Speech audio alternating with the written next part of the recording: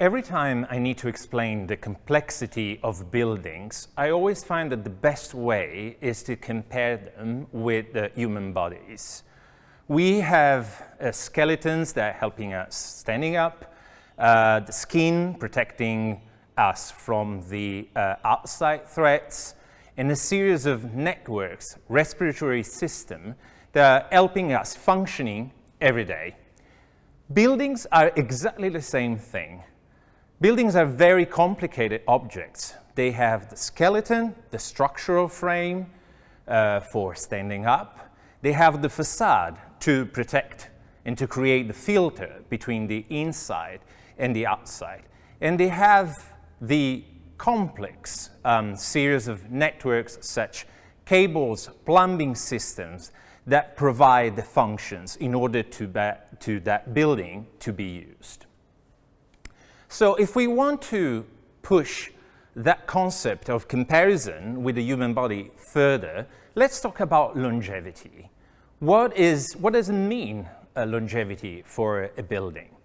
Us, as a human body, we know that extending the life expectancy is about having a well-balanced diet, exercising every day. But what does it mean try to extend the life expectancy for a building? When I was a student in building engineering in Rome, I remember we had these very quirky buildings coming up close to our university. And us as students, it was really, really interesting to go every month and check the progress of it, to really see and to learn from it and to see how this internationally designed building was coming up. After 16 years after the completion of this building, I came back. And I've noticed that the building wasn't aging as gracefully as I thought. A lot of components, they were having accelerated decay, defects, and the age of the building was definitely getting shorter than what was planned.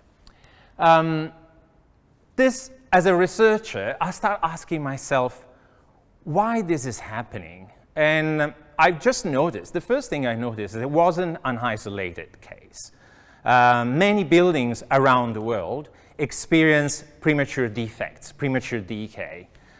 So I start really doing a little bit of a research to figure out the reasons why sometimes the life expectancy of the building can be cut too short. So one of the reasons, and probably the most obvious one, is the purpose of the building. As a society, we might experience changes, cultural changes or economic changes that make a specific purpose for a building to not be needed any longer. Just think about what is going to happen to office building after this pandemic. There's been a lot of questions thrown out in saying, do we need office buildings anymore? Like now that we know that we can work from home and keep our productivity at a high standard. So the big question is how we can make sure that what we design today, the office buildings that we design today, they are not going to be demolished. Ending a life premature of a building means that what you're designing, the building that you're designing, it's not flexible. Meaning that the building is not designed to be adaptable to change purpose, and that's why it needs to be demolished. There are also other reasons why the aging pattern and the life expectancy of the building can be cut too short.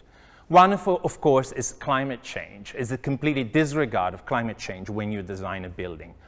Think about all the phenomena that we were seeing in this day and age with climate change really present.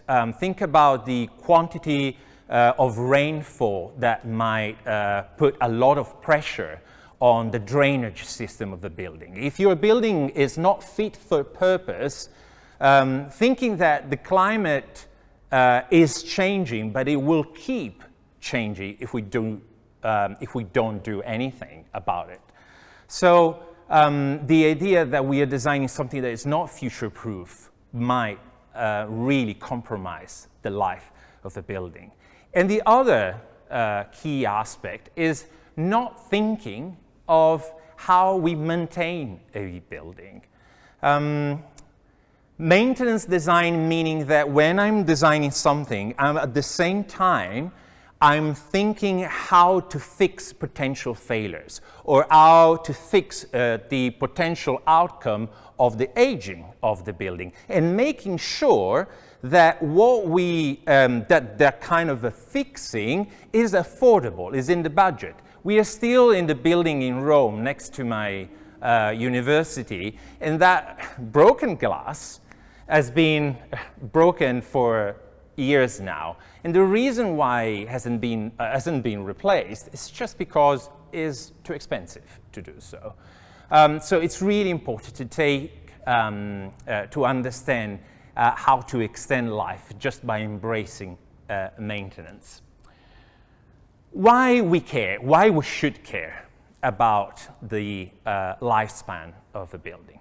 Well, of course, it's sustainability. Of course, probably the strongest statement is thinking that the most sustainable buildings are the ones that already exist. So embracing and extending the life of buildings, that means that we can save and reuse a lot of resources that have been already consumed on this planet without demolishing anything. Construction and demolition waste is always one of the highest contributor in the overall waste generated by by countries featuring strong economies. In Australia, for instance, 44% of all the waste we produce is coming from the construction sector. But it's not just about sustainability, I think. Starting embracing the lifespan of a building in terms of what we need to do for the future help us also to understand a bit better the heritage, a bit better of what we have, how to respect of what we have. And every time I read about buildings, even not very old buildings, under threats of demolition, I always find this approach of demolishing something old to create something new, consuming and wasting all the resources and the materials in this building to create something new, consuming new resources. I found this approach the outcome of a lack of creativity, really. We know that we can do so much better than that.